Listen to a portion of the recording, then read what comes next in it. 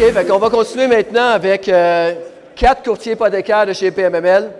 Valeur économique, merci. OK, 4 courtiers hypothécaires de PMML. On va parler de valeur économique, valeur financement. On sait que présentement, quand on commence dans l'investissement immobilier, c'est un des défis qu'on a le plus rapidement là-dessus, à savoir comment comprendre ça. Et c'est vraiment une mécanique financière qu'on a 4 experts ici. On va parler de taux de qualification, on va parler énormément de comment parler avec les CHL, la différence entre les valeurs économiques résidentielles et aussi multilogement. Et Mathias va nous parler de... Valeur économique. Valeur économique, let's go. Je vous laisse vous introduire dans quelques minutes. On va commencer par Rémi. Rémi. Bon, ben, Rémi Boudreau, évidemment, le courtier hypothécaire chez PMML. En fait, l'article que j'ai rédigé, c'est un comparatif entre le financement du résidentiel. Dans ce cas-ci, quand je parle de résidentiel, on parle jusqu'à quadruplex. Évidemment, je suis au courant qu'il y a des exceptions dans une certaine zone un peu plus haut que ça, versus le multilogement qui est du 5 et plus. Donc, je pense que ça peut être un article vraiment intéressant pour ceux d'entre vous qui n'ont pas encore fait le saut dans du plus gros de 5 et plus. Parfait. Ensuite, on est rendu à Mathias. On va parler de la valeur économique de financement, qui est probablement un des plus gros mythes dans le monde immobilier. Là. Les gens ont beaucoup de misère à maîtriser ça. Fait qu'on va démystifier ça aujourd'hui sur cette scène-là. Excellent. Jean-Philippe Paradis, courtier hypothécaire comme mes collègues. Je suis basé à Québec. J'ai apporté ce matin mon bodyguard. Fait que Mathias est avec moi à Québec. Moi, ça va traiter du taux de qualification. Le taux de qualification, c'est un peu comme le bonhomme 7 heures. On ne l'a jamais vu, on entend parler, mais on ne sait pas trop c'est quoi. Donc, on va aller au fond de la question avec le taux de qualification. Merci. Et Alexandre? Moi, je vais parler de comment bien négocier avec la SCHL, puis aussi qu'est-ce qui bloque certains investisseurs à vouloir aller vers la SCHL.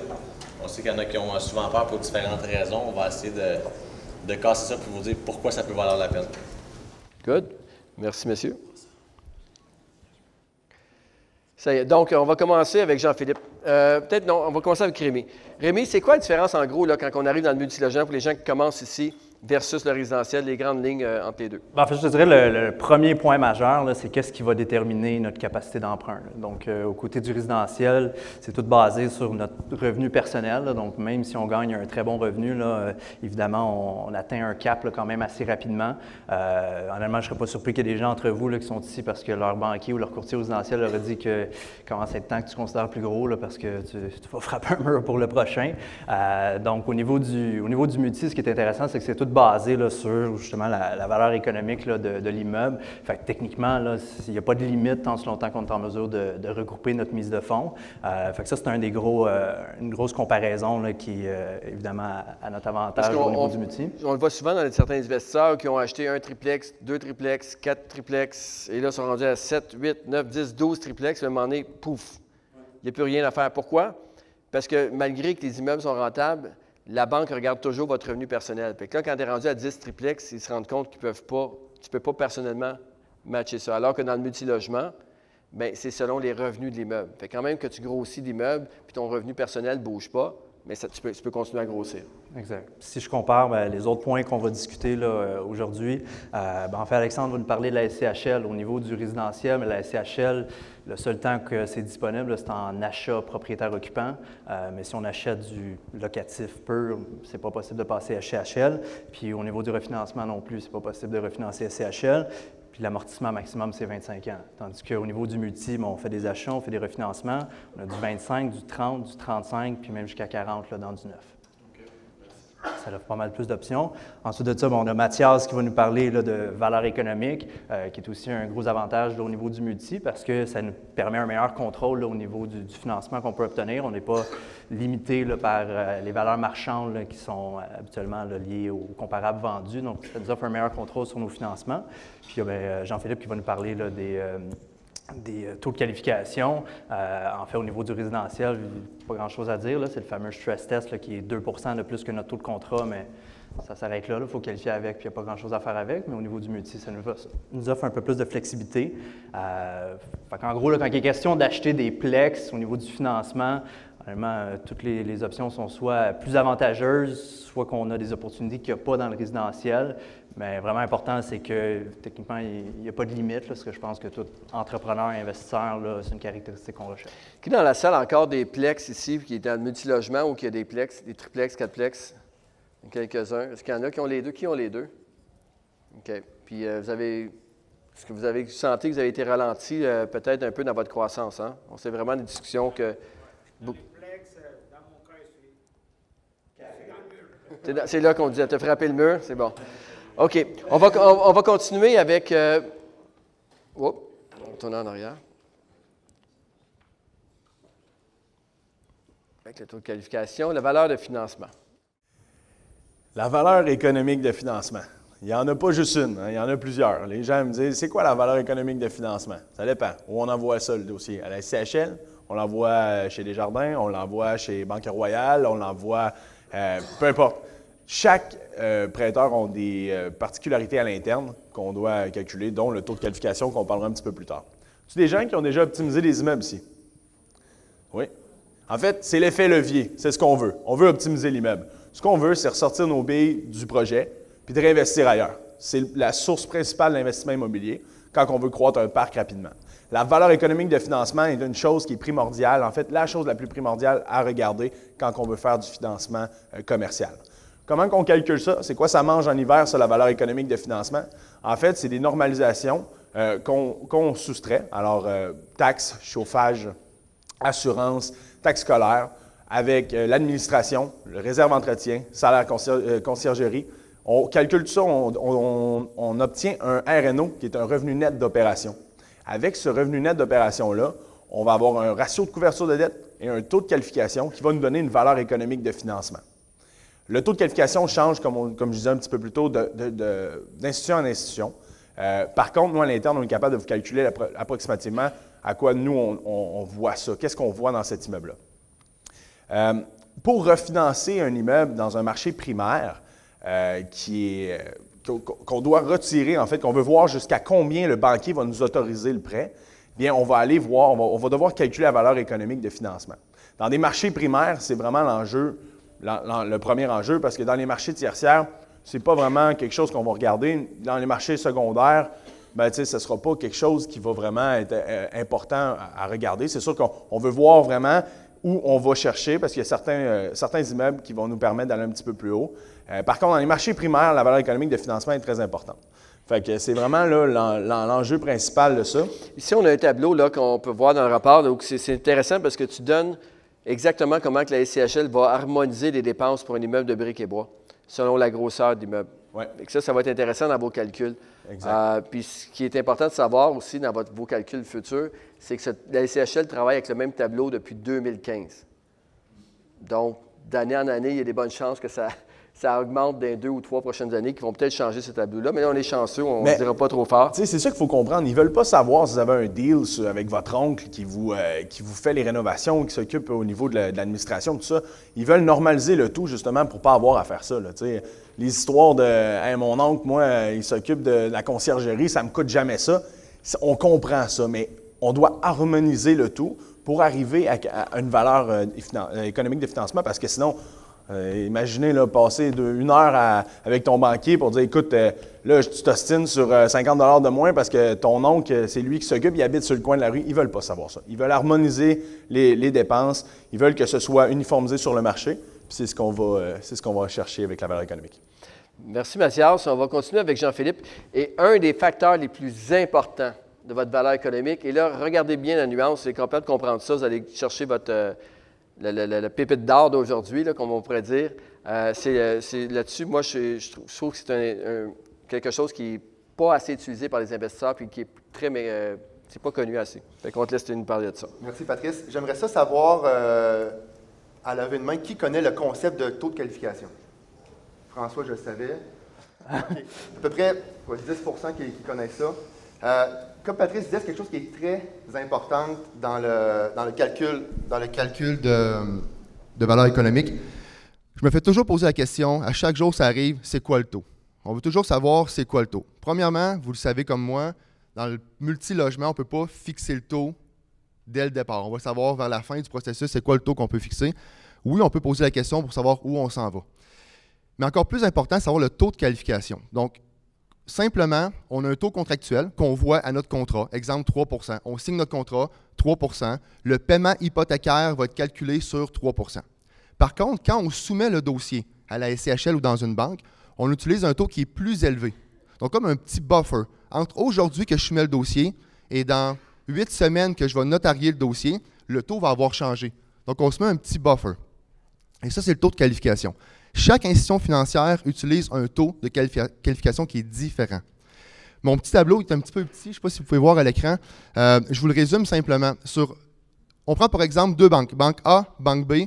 Le taux contractuel est 3 %. Donc, j'appelle une banque, elle me dit 3 %, j'appelle l'autre, elle me dit 3 %. Parfait, je vais y aller avec la couleur du logo ou peu importe, le directeur de compte que j'aime bien. C'est la même chose, je vais avoir le même financement.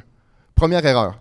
Si la banque A utilise un taux de qualification de 3,20 %, donc 20 points de base de majoration, la banque B utilise 40 points de base de majoration, il y a une différence de 25 000 sur le financement. Sur le financement. Oui, sur le financement. Donc, dans vos poches, si vous refinancez, vous allez avoir 25 000 de plus, ou si vous achetez, 25 000 de moins à mettre en mise de fonds. Mais il n'y a personne qui pose cette question-là parce que les banquiers, les directeurs de banque ne donneront pas l'information, à moins que vous ayez une bonne relation avec le directeur de compte. Un, vous ne connaissez pas le concept, donc c'est utile de poser une question sur quelque chose qu'on ne connaît pas. Puis deux, c'est un petit peu tabou, un petit peu caché, parce que les banques veulent garder ça un petit peu secret. Un des avantages qu'on a, les courtiers PMML, avec certaines institutions financières, on est correspondant SCHL. Donc, c'est nous qui déterminons notre propre taux de qualification. Donc, si j'ai une banque A qui prend 40 points de base et on en prend 10 points de base, on va aller chercher beaucoup plus de financement pour vous. Fait que c'est ça. Fait que ça dépend c'est quoi l'objectif de l'investisseur. Si votre objectif, c'est simplement de renouveler votre hypothèque puis de continuer à payer, une bonne question, et si tout le monde pose, c'est quoi ton taux d'intérêt? Mais si moindrement vous êtes en croissance, la question, ce n'est pas c'est quoi ton taux qu'il faut poser, c'est quoi ton taux de qualification.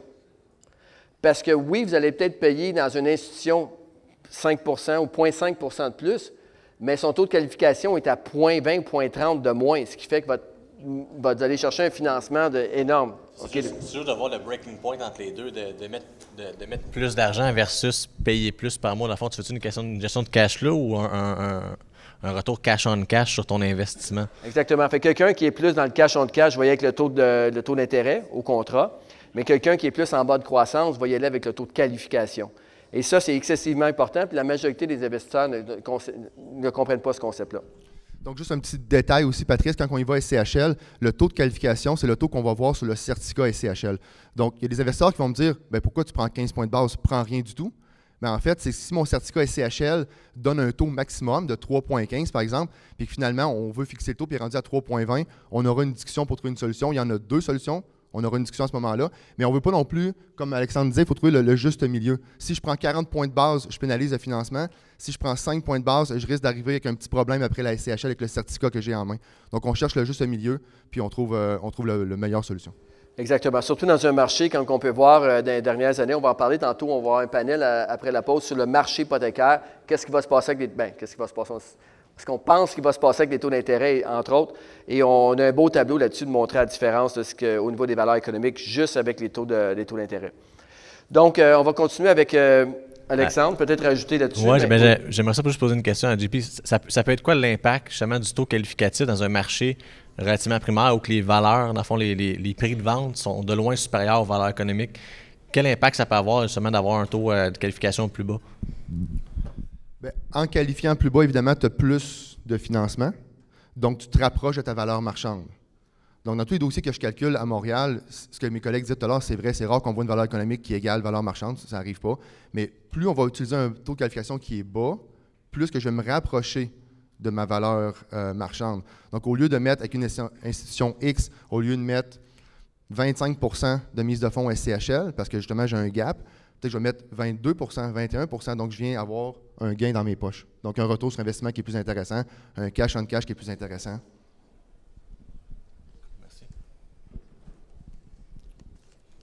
Merci. Donc, on va continuer avec Alexandre qui va nous parler un peu de la SCHL puis un peu les dogmes qui tournent alentour de cette institution. Oui, j'ai écrit un article justement sur comment bien négocier avec la SCHL parce qu'on a réalisé une transaction. Patrice me fait soulever ça, que ça a été un peu rocambolesque, mais que c'est un beau succès en bout de la ligne. Puis aussi avec ça, là, de parler un peu des investisseurs comme vous qui ont une peur de la SCHL souvent parce que le cousin ou l'ami d'un ami a vécu une situation X. Chaque dossier est vraiment différent. Mais y en a-tu ici parmi vous que ils rebutent la SCHL ou ils n'osent pas trop aller voir parce qu'ils ont peur pour différentes raisons? Ou qui ont déjà eu peur, se sont fait convaincre du contraire? C'est pas si pire. Merveilleux. Merveilleux. Il y a eu une main timide là-bas. Marc-Antoine, lève-toi debout, s'il te plaît. Bon. Alors, un peu comme Jean-Philippe mentionnait tantôt par rapport là, au taux d'intérêt qualificatif, la SCHL, c'est un peu comme le bonhomme 7 heures. Puis il y a beaucoup d'investisseurs qui n'osent pas aller vers la SCHL parce qu'ils disent la prime à payer, ça ne vaut pas la peine sur mon rendement. Si on parle des prêts d'1 million et plus, mais ça peut être facilement 50, 100 000 de primes, etc. Plus le montant est élevé, plus ça va être plus la prime va être élevée. Donc ça fait souvent peur aux gens, mais c'est facile de voir que ton rendement, différemment, tout dépendant de ce que tu veux aller chercher, même pour le même montant de prêt, disons 1 million pour 1 million, même si c'est la prime SCHL, ton rendement va être quand même supérieur ou, disons, peut l'être, tout dépend de ce que tu recherches. Donc ça, c'est un point majeur, la prime. Puis souvent, moi, je travaille beaucoup dans la construction neuve. Puis ce qui revient souvent, c'est la SCHL n'acceptera pas mes valeurs locatives. Merci à Ziplex, d'ailleurs. C'est pour mes valeurs locatives ou peu importe, ils vont... Moi, je pourrais dire ça, soit c'est des immeubles en béton, donc tes dépenses sont plus élevées. Il y a plusieurs types de choses comme ça que les gens n'aiment pas voir avec la SCHL. De là, l'importance de faire affaire avec un courtier hypothécaire qui connaît bien le marché. C'est pas vrai que la SCHL a la réponse à tout, puis que le retour qu'ils vont vous donner, c'est absolument ça qui va se passer. Il y a des façons de négocier avec eux. Eux, ils ont leur propre base de données, ils font des recensements chaque année sur différents indicateurs de marché, sur différents points par rapport à l'investissement immobilier, dont les valeurs locatives, les taux d'occupation, etc. Mais tous ces points-là, c'est défendable. Puis si vous avez nous, notre travail, c'est d'appuyer votre dossier le plus possible, c'est de bien le connaître. Puis votre immeuble qui est sur un coin de rue X ne sera pas la même chose que 2 coins de rue plus loin. Votre produit va être différent, vos locataires vont être différents, la localisation peut être très différente, même si ce n'est pas super loin. Fait que tout ça peut jouer un rôle super important. On a parlé au début de la journée du coût par porte. Dans le neuf, c'est extrêmement important parce que les coûts de construction ont vraiment augmenté drastiquement dans les dernières années, donc on va aller chercher le maximum possible. Donc, encore une fois, 2 coins de rue on peut avoir une différence de facilement 50, 60, 100 000 la porte. D'ailleurs, on est en train de travailler présentement chez PML à travers le système pour aller chercher des financements des comparables de financement, ce qui est très rare. En fait, je ne pense pas que personne d'autre fait ça sur le marché. On va présenter vos dossiers à la banque, puis on va présenter des immeubles vendus et financés dans le secteur présentement. Donc, ça va donner un gros plus pour pouvoir argumenter. Tu parles de négocier avec la SCHL, mais Jean-Philippe, tantôt, il a amené un point super intéressant, le fait qu'on est correspondant à la SCHL. Ça fait pas mal en sorte qu'on bypasse le fameux Monsieur Crédit. Le fameux Monsieur Crédit, ça, on peut en parler aussi. Hein. Souvent, les institutions financières vont avoir le banquier avec lequel vous travaillez, tout dépendamment de l'endroit, va envoyer le dossier au bureau de crédit ou dans une zone, l'area c'est 51, 51, là. On ne sait pas trop c'est où, ça s'en va quelque part, puis là, finalement, tu as des nouvelles un peu plus tard dans la transaction, puis il y a 45 000 de moins sur ton prêt, là, cette histoire-là. Là. Bien, nous, on ne l'a pas, cette zone-là. On parle directement au souscripteur. Fait que quand le souscripteur me dit quelque chose, ou qu'il dit quelque chose à Alex, ou peu importe à JP ou Rémi, peu importe, on va pas défendre le dossier directement. Je dis, non, ça n'a pas de bon sens ce que tu me dis là. Versus comme bureau de crédit qui va dire, on approuve ça parce que nous, on veut prendre le moins de risques possible. Ça, c'est important de considérer ça aussi. Oui, définitivement. Puis ça, nous, être correspondant à CHL, ce que ça veut dire brièvement, ça veut dire qu'il y a plusieurs institutions financières qui nous donnent le droit de présenter le dossier directement à eux avant de passer par l'institution financière. Donc, souvent, les institutions financières, eux, vont mitiger leurs risques, soit, exemple, augmenter les dépenses, tout ça, tandis que nous, ce qu'on fait, c'est qu'on soumet le dossier de façon raisonnable, mais le plus agressivement possible. Donc, on va essayer de tout mettre les ratios au maximum, les dépenses au minimum pour appuyer le dossier. Donc, ça peut faire une énorme différence. Puis, justement, le fait qu'on est correspondant, on connaît bien la façon qu'ils procèdent.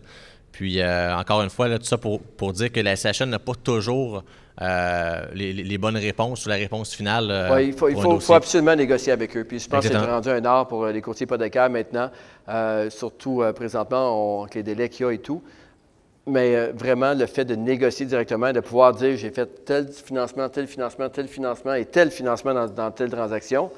Et mais ton banquier ne pourra pas nécessairement le faire. Là. Puis la réalité, c'est qu'ils sont ouverts aussi là, à négocier ces points-là. Ils sont conscients qu'ils n'ont pas la vérité absolue. Puis quand on amène des faits, ils sont ouverts à changer puis ajuster. Là. Good. Donc, un petit mot de la fin, messieurs, en dedans de 1 minute.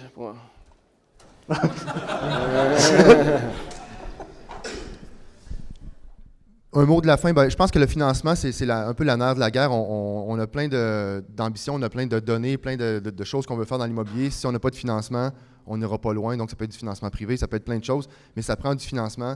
Il y a plein de choses qu'on peut faire de façon créative, de façon traditionnelle. Il faut juste essayer de voir les différentes solutions, différentes opportunités, voir si on peut jouer avec les chiffres. Donc, quand je dis jouer avec les chiffres, c'est pas falsifier les chiffres, on s'entend, c'est juste tasser la virgule, essayer de voir les dépenses, c'est-tu vraiment ça? L'assurance que vous payez 3 000 $, il n'y a pas une compagnie qui ferait une soumission à 2 700 par hasard? Ah oui, on va aller chercher plus de financement. Donc, il y a plein de choses qu'on peut faire, mais il faut poser des questions, il faut connaître le dossier. Puis, je pense que notre force chez PMML, c'est de connaître les dossiers. Donc, on peut vraiment mieux le défendre. On n'est pas une usine à saucisses qu'on enchaîne les dossiers. On vous connaît, on connaît l'immeuble, on connaît le financement, puis on prend le temps de le connaître avant de le soumettre. Puis on peut dire un gros merci aussi à l'administration en arrière de nous. Hein? On a ça vers nous, là, on vous parle, puis là, on est beau, puis on est gentil, mais sans notre administration, on ne pourrait rien faire. Là. Bon, on sait quels dossiers vont passer en premier lundi. Merci Mathias, OK? OK, bon. OK, ça y est, merci messieurs. Très apprécié, merci.